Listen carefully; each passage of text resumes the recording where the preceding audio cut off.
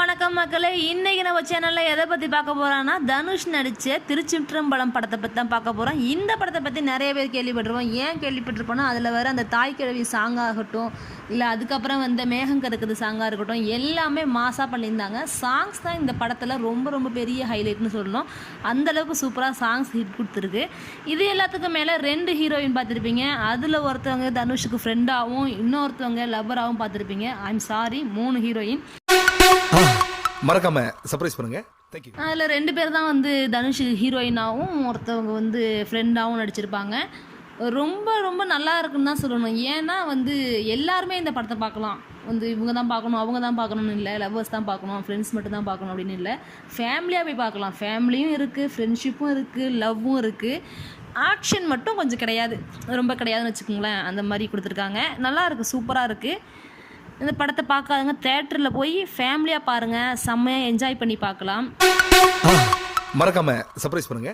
இந்த படம் பார்த்தோன்னா ஒரு சிலருக்கு வந்து போர் அடிக்கிற மாதிரியும் கொஞ்சம் ஏற்கனவே பார்த்த கதை மாதிரியும் இருக்குது அப்படின்னு சொல்கிறாங்க. அதுவும் ஒரு வகையில் உண்மை தான். ஏன்னா வந்து தனுஷுடைய கொஞ்சம் ரொம்ப ஓல்டு மூவிஸ் இல்லை, கொஞ்சம் ஓல்டு மூவிஸ்லாம் பார்த்தோன்னா அவருடைய அந்த காமெடி சென்ஸ் ஆகட்டும், அந்த ஹியூமர் சென்ஸ், அது எல்லாமே வந்து இதில் கொண்டு வந்திருக்காரு.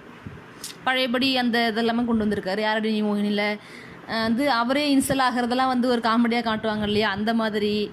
அது முக்கியமாக நித்யா மேனனுக்கும் அவருக்கும் இடையில பேச்சுவார்த்தை நடக்கும். அந்த கான்வர்சேஷனே வந்து எப்போவுமே காமெடியாக தான் இருக்கும் இல்லையா, ஃப்ரெண்ட்ஷிப்னாலே. அதுவும் ஒரு பாயும் கேலும் வந்து ஃப்ரெண்ட்ஷிப் இருக்கும்போது அது இன்னும் கொஞ்சம் ரொம்ப காமெடியாக இருக்குது, நல்லா இருக்குது. டேரக்டர் சாரும் செம்மையாக பண்ணியிருக்காரு, நல்லா பண்ணியிருக்காங்க.